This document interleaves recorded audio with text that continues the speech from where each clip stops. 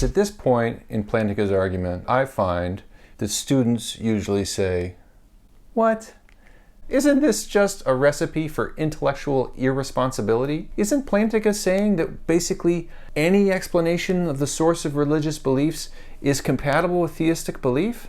Is he saying that the only issue here is a matter of logic, and any explanation of the source of religious belief is logically compatible with religious beliefs? Isn't this what Van Inwagen denied? For example, would Plantinga accept the idea that God used a bat to wee on a statue of the Virgin Mary so that people would believe that the Virgin was weeping and so believe more heartily in God? Is that compatible with a theistic evidence base? It seems that the believer can always say, perhaps B is improbable from a narrow scientific evidence base, but not from a broader theistic evidence base, which includes B. Is this what Plantinga is trying to argue? No, certainly not. He says, if I were endorsing that kind of view, I would be making defeat impossible. And that's not what I'm trying to do. Plantinga thinks that I can acquire a defeater for B by learning that B is improbable on some subset of my evidence base. So that's the first claim that he makes. So he says, for example, say that I read this passage from Isaiah. I took you from the ends of the earth, from its farthest corners I called you. I said, you are my servant. I have chosen you and have not rejected you. So let's say that on the basis of that passage, I believe R, that the earth is a rectangular solid. And then I encounter photographs of the earth from space. Those photographs, he says, will defeat my belief. They will serve as a rebutting defeater for my belief that the earth is flat. Because my belief that the earth is flat is just based on my interpretation of this one scripture, and I don't need to hold on to that interpretation to hold on to the rest of my theistic evidence base. It's just a small part of it. And so I can acquire a defeater for a belief by learning that that belief is improbable in terms of some subset of my evidence base. So that's one way in which Plantinga admits defeat is possible for specific religious beliefs. After this, Plantinga then tells us that there's also a test that you can do to see if you have a defeater for your belief, at least in some cases. It doesn't work in every case, but it's a non-trivial test for determining when we get a defeater for some religious beliefs. He calls it the reduction test. And the reduction test has a very close relationship to some of the arguments that Miriam Schoenfeld made in the Aeon article that we read in week 2. So let's give an example. Say I believe that Mother Teresa was perfectly rational and behaving in an altruistic manner. And now I learn A, Simonian science is successful science, and it implies the denial of B. So remember, Herbert Simon said that Mother Teresa wasn't rational, rather she was docile and she was thick, which didn't allow her to distinguish between social norms that were personally advantageous and social norms that were disadvantageous. Do I thereby acquire a defeater for my belief that Mother Teresa was perfectly rational in behaving the way that she did?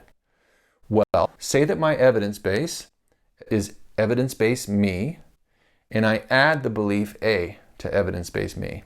So I'm going along, I've got my evidence base, all the things that I believed in advance of A, and then I acquire the belief A. So the question is B, the belief that Mother Teresa was perfectly rational, is it now epistemically improbable or unlikely with respect to my new evidence base, namely evidence base me plus this view of Herbert Simon's? So that's the question, and that's the thing that we want to test.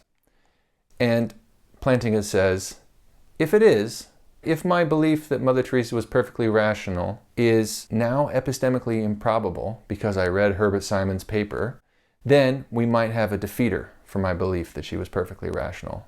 If not, then we don't have a defeater for it. So here's the reduction test for defeat. He says, this is how you do it.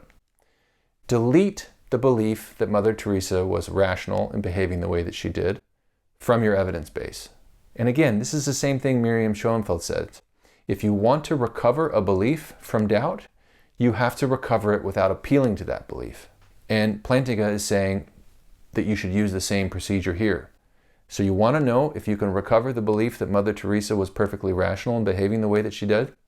You have to delete it from your evidence base and then reconsider it. So he says, delete the belief that Mother Teresa was perfectly rational from your evidence base, And the result is evidence-based me minus that particular belief. Now, A, Herbert Simon's theory, or Herbert Simon's explanation of Mother Teresa's altruism, is a defeater for B, just if B is relatively epistemically improbable with respect to evidence-based me minus B. And here's an important caveat.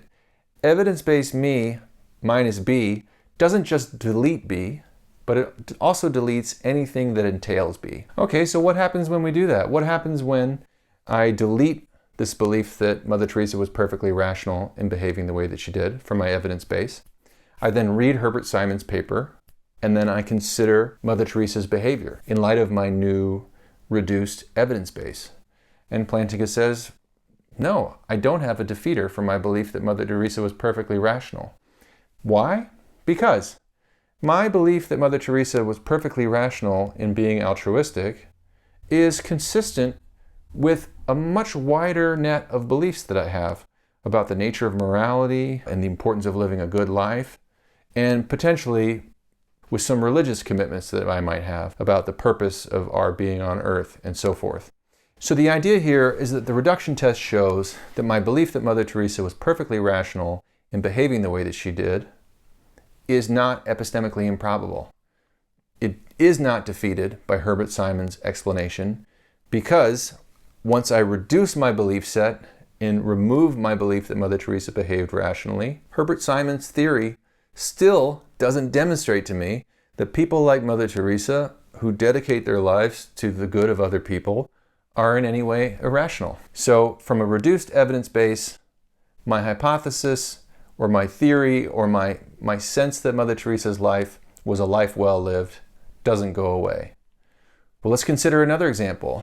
Let's say I have that belief that the earth is flat from that one passage in Isaiah, and then I delete that belief from my evidence base. So evidence-based me minus flat earth.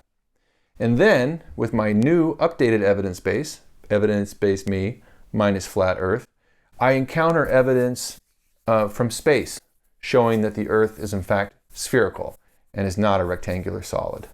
Well, does the evidence from space constitute a defeater for my belief that the earth is a rectangular solid that's flat? Yes. Yes, it does.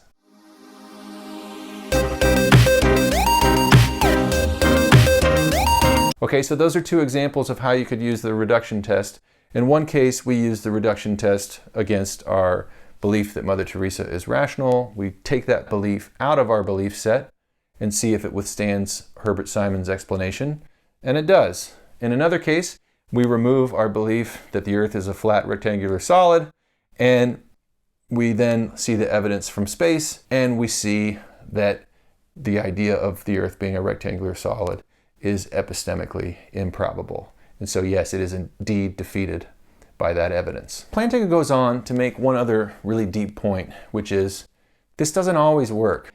If B has a lot of warrant, so if this belief in question has a lot of warrant, what you might call intrinsic warrant it doesn't get from any other members of my evidence base, or indeed any other propositions, then that belief may be basic with respect to warrant. And if that's the case, then the fact that it's unlikely with respect to some reduced evidence base doesn't impugn its rationality. And so he gives an example that I think is a pretty interesting example. So he says, say that you went skiing one day. So you weren't anywhere near your usual environment on that particular day because you went skiing. And you have this really strong memory of having gone skiing.